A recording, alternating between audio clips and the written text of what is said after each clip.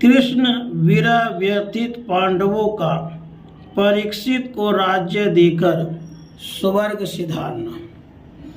सूत जी कहते हैं, भगवान के सवधाम गमन और यदुवंश के संहार का वृतांत सुनकर निश्चल मति युधिष्ठिर ने स्वर्गारोहण का निश्चय किया।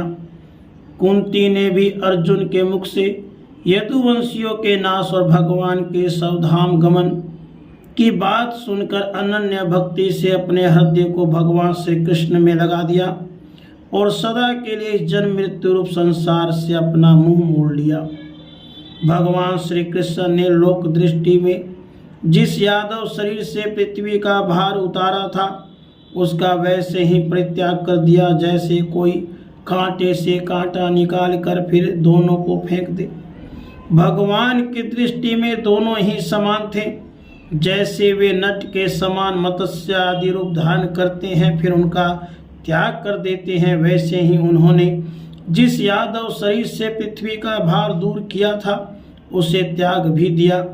जिनकी मधुर लीलाएं श्रवण करने योग्य हैं, उन भगवान श्री कृष्ण ने जब अपने मनुष्य के से शरीर से इस पृथ्वी का परित्याग कर दिया, उसी दिन विचारहीन लोगों को अधर्म में फंसाने वाला कलयुग आधम का महाराज युधिष्ठिर ने कलयुग का फैलना छिपा न रहा।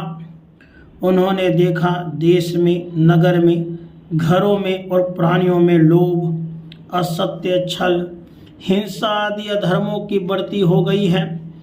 तब उन्होंने महाप्रस्थान का निश्चय किया। उन्होंने अपने विनयी पौत्र परीक्षित को, जो गुणों में उन्हीं के समान थे, समुद्र से घिरी हुई पृथ्वी के सम्राट पद पर हस्तिनापुर में अभिषिक्त किया। उन्होंने मथुरा में सूरसेन अधिपति के रूप में अनिरुद्ध के पुत्र वज्र का अभिषेक किया। इसके बाद समर्थ युधिष्ठिर ने प्राजापत्य यज्ञ करके आहवनीय आदि अग्नियों को अपने में लीन कर दिया, अर्थात गृहस्थ आश्रम के धर्म से मुक्त होकर उन्होंने संन्यास ग्रहण किया। युधिष्ठिर ने अपने सब वस्त्र आभूषण आदि वहीं छोड़ दिए। ममता अहंकार से रहित होकर समस्त बंधन काट डाले। उन्होंने दृढ़ भावना से वाणी को मन में, मन को प्राण में, प्राण को अपान में, अपान की उसकी क्रिया के साथ मृत्यु में और मृत्यु को पंचभूत में शरीर में लीन कर दिया। इस प्रकार शरीर को मृत्यु रूप अनुभव करके उन्होंने उसे त्रिगुण में मिला दिया। त्रिगुण को मूल प्रकृति में, सर्व कारण रूपा प्रकृति को आत्मा में और आत्मा को अविनाशी ब्रह्म में विलीन कर दिया। उन्हें यह अनुभव होने लगा कि यह संपूर्ण दृश्य प्रपंच ब्रह्म स्वरूप है। इसके बाद उन्होंने शरीर पे चिर वस्त्र धारण कर लिया, अन्न जल का त्याग कर दिया, मौन ले लिया और केश खोलकर बिखेर लिए। वे अपने रूप को ऐसा दिखाने लगे जैसे कोई जड़ उन्मत्त या पिशाच हो। फिर वे बिना किसी की बाट देखे या बहरे की तरह बिना किसी की बात सुने घर से निकल पड़े।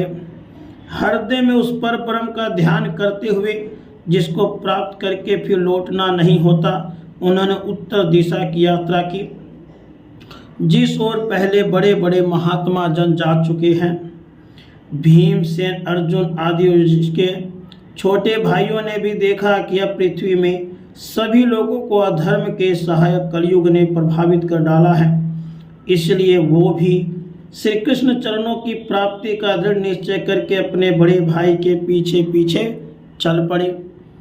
उन्होंने जीवन के सभी लाभ भली भांति प्राप्त कर लिए थे, इसलिए निश्चय करके कि भगवान श्री कृष्ण ही हमारे परम पुरुषार्थ है, उन्होंने उन्हें हृदय में धारण किया।